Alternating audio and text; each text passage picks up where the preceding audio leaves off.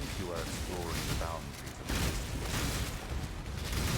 Insects charting cracks in the ancient stone on which you stand, blind to the density of the forest and surface. It hides.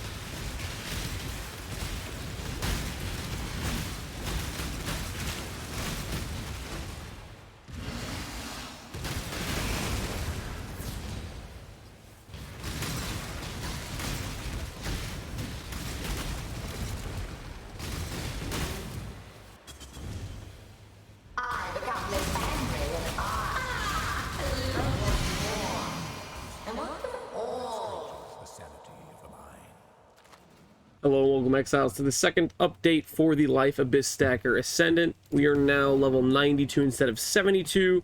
I've upgraded my gear a bit. I've went and I've gotten Uber Lab.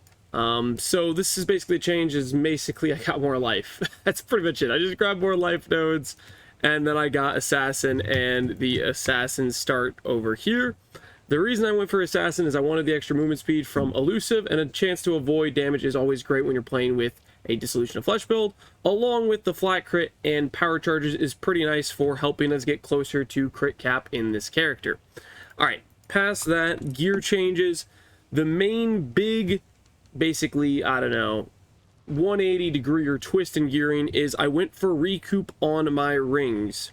I wanted to get at least 31%, and the reason for that is the way Dissolution interacts with Petrified Blood is it splits the damage in between the flat hit it takes, which will reserve your life pool, and 40%, which you take as damage over time over 4 seconds, and that actually goes to your red life pool. You can die either a reservation death, or you can die a red life death like normal. Thanks to Petrified Blood, it allows that to happen. Now, I have Eternal Youth, which never deactivates because damage never actually hits my red life pool and stops it from recharging. Even though I degen for Petrified Blood, that's not considered taking damage, it's considered losing damage, so it never deactivates. This means I have 5k per second recharge, and that's how, when I'm sacrificing 10%, that's how my life pool keeps going back up. That's the recharge, always active. Now, the reason I think I need the recoup is because I believe, this is my guess, the game is coded so that the degen from Petrified Blood... How is that always going off in my videos? As I was saying, I believe the game calculates the degen before it calculates the sustain. Like, my energy shield recharge rate, which is applying to my life, should sustain me. It should be a higher sustain, but I think sometimes if I spend my life all the way down to 1... with the Shield Wrath Pith, I spend it down to 1 HP, I think the game decides to calculate the degen before the recharge. That's my theory, and sometimes I randomly die to that, I think is what's happening. Now, on top of that, I think recoup is actually calculated correctly at the same time, because it's a similar style mechanic. I'm going to need to do more testing. I'm pretty sure I remember this being the case from previous times I've done Dissolution of the Flesh, but basically, you need to hit 31% recoup to completely counteract the degen from Petrified Blood that comes from damaging hits. And my theory is, now with these recoup rings, I will only die when my life is being reserved, and I won't die to a degen from Petrified Blood portion of the damage, blah, blah, blah. You get what I'm saying? Anyways, that's why I went for recoup. I changed my gear a little bit. My Chaos Res is worse because of it, but even if my Chaos Res is negative 30, it doesn't feel too bad considering our EHP pool is roughly around, I don't know, 20 to 25,000 or something when you consider this whole pool here, and you consider the damage that's being mitigated via Petrified Blood. Okay, so that's the big change on the character. Other than that, not too many major changes.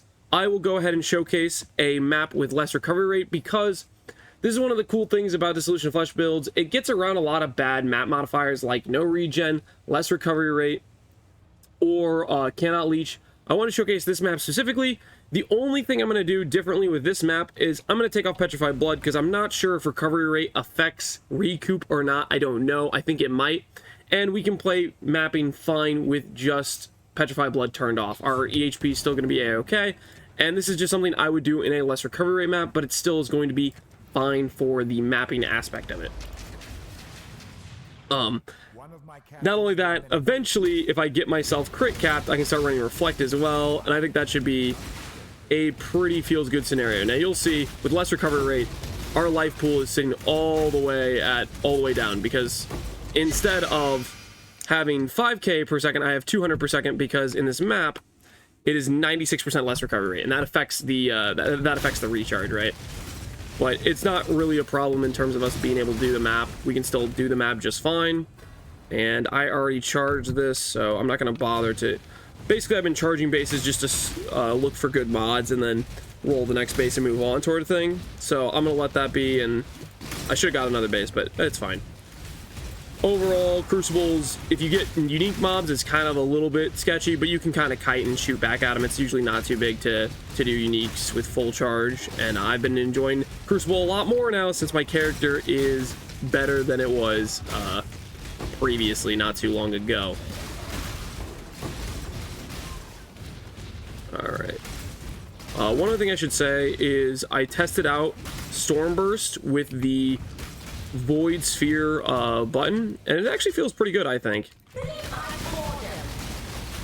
So he's gonna get away, unfortunately. But we will kill him when he gets back. When he gets back. Where is he? Okay, there he is. So that's what it looks like doing a less recovery rate map. And it can showcase why Dissolution Flesh can kind of be pretty feels good sometimes in various scenarios where normally that would be a mod that would be bricks on 90% of builds where you need sustain. Sometimes if you have gain on hit builds, you can kind of play around it, but it's still annoying to do. And we just completely raffle stomped it. It wasn't a big deal at all. Now, since I dropped this Voidborn key in my random one attempt map to showcase the build on Minotaur, I figured for the video, we can go ahead and include this as well, because, well, I'm not going to go out of my way to buy a bunch of Voidborn keys like I did last league. I still don't really want to sell them. I'll open them and see what I get, you know. Maybe we get something valuable. Never valuable. Never lucky. It's okay. It's okay. I'm only 600 keys deep into not getting something worth more than 20 divines. Eventually, I'll make back all the losses on Voidborn keys. Eventually, I'm ramping that negative RNG. Okay, anyways, that's the update to the build. Hopefully you like the character. Hopefully you like the idea. And I think I was about to say something about Stormburst earlier, but I'm going to include it right now because I kind of forgot. I tested this skill out. This skill is higher damage, and it's more consistent with keeping up our charges. You'll see with Ethereal Knives, we just spend down the charges, right? If we don't instantly wipe the boss, we will and eventually run out of charges, and we will lose a big portion of our damage. Whereas if we have something like Stormburst... Oh, I'm still casting freaking... Okay, let's try that again. Whereas if we have Stormburst, it doesn't keep losing charges if we're channeling.